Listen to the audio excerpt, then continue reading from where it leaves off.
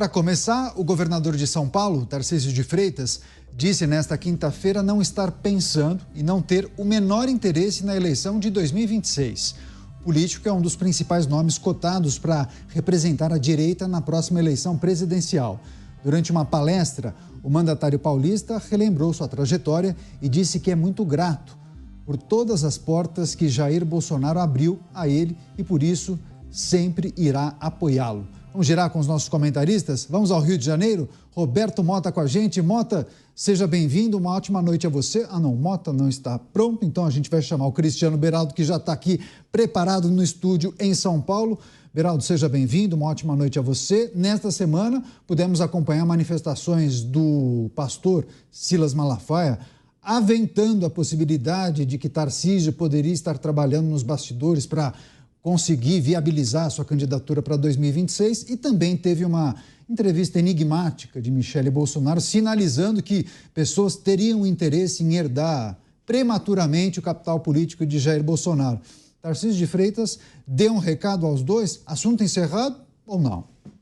O jogo é bruto, Daniel, o jogo é bruto. Boa noite a você, boa noite ao Mota, ao delegado Palumbo e à nossa audiência que nos prestigia todas as noites aqui nos Pingos nos Is. Olha, esse jogo bruto da política, especialmente quando se trata de sucessão numa campanha de 2026, que certamente será uma grande oportunidade para a direita voltar à presidência da República, muitos interesses estão na mesa. Hoje, a grande figura que traz um apoio muito grande é Jair Bolsonaro. Isso é inquestionável e ele foi colocado na condição de inelegível e agora está supostamente fora da disputa. Pode mudar? Claro que pode mudar. É provável que mude?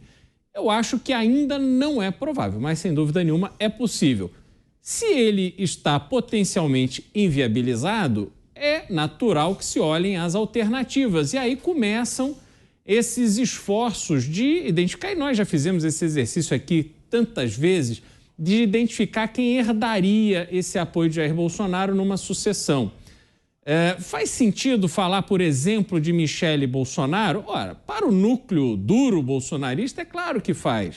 É uma mulher que conseguiu uma visibilidade muito grande no universo, não só político, mas sobretudo partidário. Ela tem viajado o Brasil inteiro em nome do PL, do Partido Liberal, onde ela preside lá o PL Mulher, e tem tido recepções bastante calorosas e numerosas pelo Brasil afora. Agora, isto basta para capacitá-la, para credenciá-la a ser candidata a presidente da República? Na minha visão, não, isso não basta.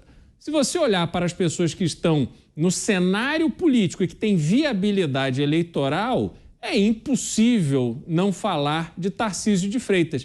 E hoje, essas declarações de Tarcísio de Freitas são as únicas declarações que ele pode fazer nesse momento.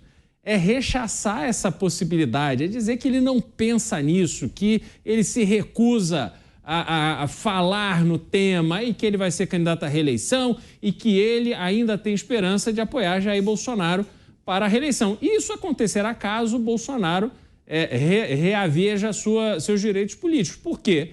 Ele é o grande mentor de Tarcísio de Freitas. Veio do Rio de Janeiro, chegou às vésperas da eleição e foi eleito governador do estado de São Paulo, um dos cargos mais importantes da nação. É óbvio que essa eleição é 100% em razão de Jair Bolsonaro, de quem ele foi ministro. Então, nesse jogo de palavras e declarações, está tudo certo. Silas Malafaia deu uma enquadrada e aí o recado já foi ouvido, Caniato. Tá certo, estamos repercutindo as falas de Tarcísio Gomes de Freitas dizendo: não penso em 2026, não tenho o menor interesse nessa disputa de 2026 para a presidência da República. Será? Continuamos nesse giro inicial de análises. O Luiz Felipe Dávila com a gente. Dávila, seja bem-vindo. Uma ótima noite a você. O Dávila hoje online vai trazer suas reflexões do que a gente precisa considerar nessa declaração de Tarcísio Gomes de Freitas. Todos os levantamentos feitos apontando nomes que poderiam vir a substituir Jair Bolsonaro, lá no topo sempre aparece Tarcísio Gomes de Freitas. Porque agora ele decide reafirmar que não pensa em 2026 para evitar esse tipo de picuinha que a gente observa, inclusive, pela imprensa? Bom, primeiro, boa noite, Caniato, boa noite a meus colegas aí de bancada e a nossa audiência. Bom, vamos fazer aqui uma mini retrospectiva. O Brasil tem uma das melhores safras de governadores desde a redemocratização do país em 1985. E há vários candidatos para ser este candidato da direita. Nós temos o governador Ratinho Júnior, que está fazendo um trabalho extraordinário no Paraná. Nós temos o governador Zema, que também está fazendo um extraordinário trabalho em Minas Gerais. Nós temos o governador Caiado, o mais bem avaliado dos governadores hoje no Brasil, e uma pessoa que vem combatendo duramente segurança pública, uma questão que preocupa os brasileiros, e muito ligado ao agronegócio. Depois, tem outros governadores muito bem. Nós temos o Mauro Mendes lá em Mato Grosso, o Rida em Mato Grosso do Sul, Eduardo Leite no Rio Grande do Sul. Ou seja, não falta candidato dessa vez. E isso é muito bom numa eleição. Numa eleição é muito ruim quando só tem um candidato. Agora nós temos vários pré-candidatos. E Tarcísio de Freitas, óbvio, é um deles. Então, a declaração de Tarcísio está correta. Primeiro, que ele tem que focar nos desafios do Estado de São Paulo, que são gigantescos, e ele está fazendo um excelente trabalho aqui, mas precisa focar a atenção aqui. Segundo, que todo candidato à presidência da República começa muito cedo, queima a largada. Então não vamos queimar uma pessoa que tem grande chance de poder um dia vir a ser esse candidato capaz de unir a direita. Então não é hora de se falar em eleição presidencial. Todos eles estão focados nas eleições municipais. E as eleições municipais são fundamentais para garantir essa capilaridade, essa base forte para a eleição de 2026. E não podemos esquecer que Tarcísio é o pré-candidato, vamos dizer, aí à presidência da República, é o único que pode disputar a reeleição, porque o Caiado não pode mais, Zema não pode mais disputar a reeleição, Ratinho Júnior não pode mais disputar a reeleição. Então, se pensar numa fila, é melhor apostar em alguém hoje que não tem uma reeleição pela frente do que alguém como Tarcísio, que pode ter uma reeleição em São Paulo, terminar o trabalho que está fazendo. E digo mais, Tarcísio vai ter um papel fundamental, não importa se ele vai ser candidato ou vai apoiar um desses outros governadores, porque São Paulo é o maior colégio eleitoral. Então o trabalho que ele faz em São Paulo é vital para assegurar os votos para este candidato que sair, vamos dizer, desta coligação desses governadores. Mas isto é trabalho para começar após as eleições municipais.